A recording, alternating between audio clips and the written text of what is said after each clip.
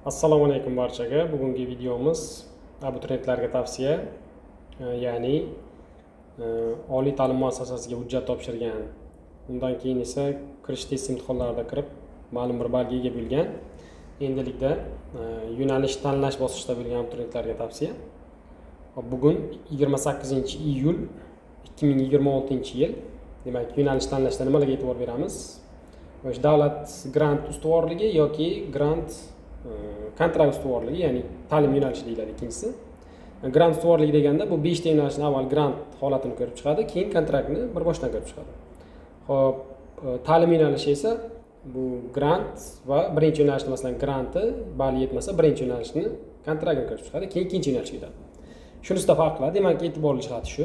Undan keyin 5 ta yo'nalish tanlaymiz. Buni tanlashda olgan balimizga qarab, xo'p, ballar ketma-ketligi bo'yicha o'tgan yilda masalan ball qayerda, qancha ball bo'lgan, qaysi fakultetda, qanaqa ball bo'lgan, shularni ko'rish orqali tanlaymiz. Buni ko'rishda demak biz foydalanamiz. Google Chrome'ga kiramiz buni. Shunda o'zimiz xohlagan yo'nalish yozamiz. Masalan, mana bu yerda davolash, pediatriya, logopediya bor. Yozamiz masalan davolash. Kiramiz mana shu sayt orqali. Mana kirdik. Hop, kirganimizdan keyin davolash ishi 2025-2026 deyapti. 15 ta OTMda berilgan.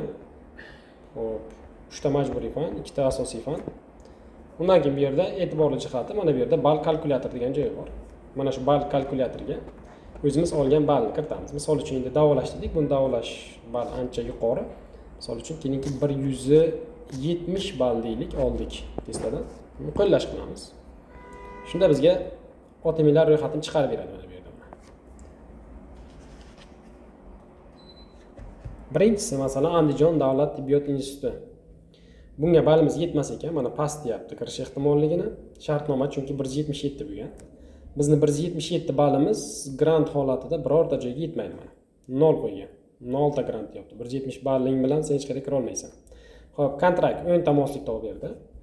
Masalan, Buxoro davlat tibbiyot institutiga 170.7 bo'lgan. Bunga ham kirish ehtimolligi past juda ham. Xo'p, keyin yana bitta yaxshi tomoni, bu yerda o'sha o'tgan yilgi, ya'ni 1 yil oldingi kvotalar ham berilgan. Masalan, Andijonda 133 ta grant, 49 ta shartnomaga, ya'ni kontraktga berilgan ekan. Buxoro davlat tibbiyot institutiga 170 ga 126, mana 170 ta grant, 126 ta shartnoma asosida berilgan ekan. Xo'p, shuni ko'rib o'tishimiz mumkin. Ham ballni ko'ramiz, ham kvotasini ko'rib o'tamiz. Xo'p, mana Farg'ona jamoat salomatlik tibbiyot institutiga yetar ekan.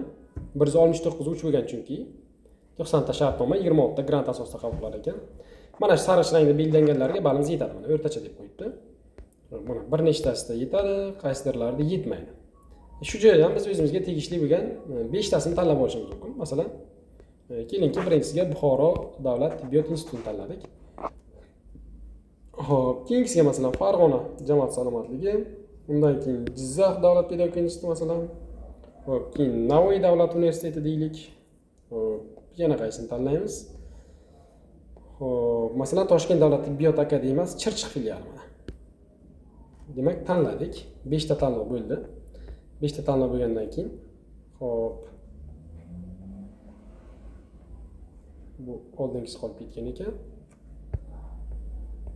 Hop, qaytib tanlab olamiz bitta. Buxoro bilan Farg'ona, Jizzax tanladik. Navoiy tanladik.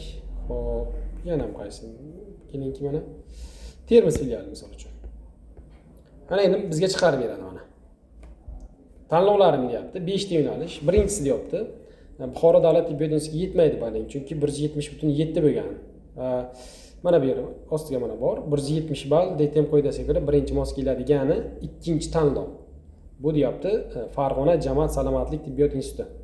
O'shaga to'g'ri keladi va katta ehtimol bilan shunday qilsan deyapti. Agar o'tgan yil ball bo'ladigan bo'lsa, sen shunga kirasan demoqchi. Mana shu tartibda o'zimizga tegishli bo'lgan hududni, tegishli bo'lgan yo'nalishlarning ballini ko'rib tanlab olishimiz mumkin. Yoki masalan, qaysidir o'quvchimiz kelinki psixologiya yo'nalishiga kiradi yoki maktabgacha deylik, maktabgacha ta'lim o'tish ballari deymiz. Bunda ham shu saytga kiramiz mana. Hop.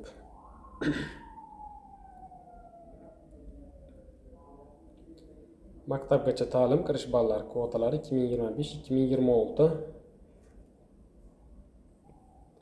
Demak, mana kirdi. 2025-2026 20 ta oliy ta'lim muassasasida berilgan ekan. Hop, ko'rib o'tamiz endi. Bunda fanlar 3 ta majburiy va biologiya ona tili ketma-ketligi, maksimal ball 189. Hop, maktabgacha ta'lim kelinki bitta o'quvchimiz 150 ball oldi, bittasi kelinki 120 ball oldi. Keling shu 120 ni ehtimolligini ko'rib o'tamiz. 120 ni ball kalkulyatoriga qo'yamiz. Qo'llash. Hop, bizga chiqarib beryapti endi mana. Bu kunduzgi mana O'zbek barcha viloyatlarda turibdi. Buxoro davlat Andijon davlat pedagogika instituti 102-3 bo'lgan granti shartnoma 87-2, ya'ni kontrakt. Kirish ehtimoli yuqori deyapti. Demak, sen 120 ball olgan bo'lsang, bizga to'g'ri beryapti mana 20 ta grantda to'g'ri beryapti. 120 ball, demak, o'tgan yilgi holatda bo'ladigan bo'lsa, bu juda ham yaxshi ekan. Endi ikkinchisi 150 olgan dedik, u 150 albatta grantga kiradi degani. Xo'p, mana bizga chiqarib beryapti mana. Barchasiga mana kirish ehtimolligi yuqori turibdi mana. 102, 106, 103, 104. O'sha hokazo mana. O'sha buni ham tozalash qilib qo'yamiz. Xo'p, bu barchasiga grant ketar ekan. Xo'p, ana endi kelingki buni sal pasaytiramiz. Misol uchun deylik 120 emas, necha olgan? Masalan 90 ball olgan deylik. 90 ball olgan deylik. Ana bu yerda endi mana o'zgarish bo'ldi. 90 ball bilan grantga kira olmaysan deyapti. Kontraktga 15 ta moslik chiqarib berdi. Birinchi moslik bu Andijon davlat pedagogika instituti 87-2 ball bo'lgan shartnoma. Eng mana shunda shartnomaga kirish mumkin. O'sha Buxoro davlat pedagogika institutiga kira olmaydi masalan 97-2 bo'lgan. O'sha yo'nalish tanlab olamiz. Bu yerda 5 ta masalan Buxoro davlat pedagogika instituti deylik. Jizzax davlat pedagogika instituti, Navoiy davlat universiteti, Shahrisabz davlat pedagogika instituti, Samarqand davlat universiteti. Xo'sh, nima bo'ldi, chiqib ketdimi? Mana chiqarib berdi bizga. 4 yo'nalish tanlamiz, 5-chisini ulgurmagan ekanmiz. Birinchisida deyapti, Buxoro davlat pedagogika institutiga yetmaydi, chunki 97-2 bo'lgan, bizning ballimiz 90 ball bo'lgan. Xo'sh, 3-chinchisi Navoiy davlat universitetiga ham yetmaydi. Jizzax davlat pedagogika universiteti kontraktga tushasiz deyapti. 2386-3. Demak, DTM qoidasiga ko'ra birinchi mos keladigan ikkinchi tanlov, ya'ni Jizzax davlat pedagogika universiteti. Demak, o'tgan yilgi holatdagi ball bo'lsa, ikkinchi tanlagan yo'nalishimiz Jizzax davlat pedagogika universitetida. Demak, o'qiysiz katta ehtimol bilan deyapti. Endi kimdir masalan birinchi yo'nalish davolash, ikkinchisi pediatriya, uchinchisi stomatologiya, oliy hamshira va hokazo shunaqalarni tanlaydi. Bunda har bittasini kirib, mana shu yerda qaysi yo'nalish bo'lsa, yo'nalishini yozib, shu saytga kirib ballni ko'rasiz, shu orqali o'zingizga 5 ta yo'nalishni tanlab olasiz. Umuman boshqa yo'nalish biz tibbiyotga doir, ya'ni biologiyaga doir bo'lgan yo'nalishlarni ko'rib o'tdik. Misol uchun kelingki, umuman boshqa energetika masalan yo'nalishi, energetika o'sha mana bor ekan bu ham. Energetika muhandislik kirish ballari masalan. Bunda fanlar 3 ta majburiy va matematika, fizikadan shu kirish imtihonlari. Bu yerga kelingki, necha ball oldi deylik? 115 ball oldi deylik. Ballarni bilmaymiz, o'rtachasini ham biz yo'nalishimizga tegishlaymiz. Masalan, qo'llash qildik buni. Xo'sh, bunda ham ancha ballar past ekan. Mana bizda 19 ta grant, 2 ta kontrakt mosligi to'g'ri beryapti mana. Demak, 115 ball bu yaxshi holat ekan. Xo'p, bunda ball yuqori bo'lar ekan Navoiy davlat konchilik texnologiya universiteti. Bunda 139,5 bo'lgan grant. Bunga grantga kira olmaymiz. Masalan, shuni tanlaymiz kelingki. Xo'p, keyin yana nimani tanlaymiz? Jizzax bor ekan. Qolganlarda mana grantga turibdi. 68, 75. Farg'ona davlat texnika universiteti 68 bo'lgan ekan. Buxoro davlat texnika universiteti 84 bo'lgan ekan, misol uchun. Xo'p, keyingi Samarqand arxitektura, Toshkent, yo'q, bu oldingi safargi yo'nalishlarni tozalab olishimiz kerak. Keyin tanlashimiz mumkin. Demak, birinchisi Navoiy davlat konchilik tanladik, ikkinchisi Qarshi davlat universitetini tanladik, misol uchun.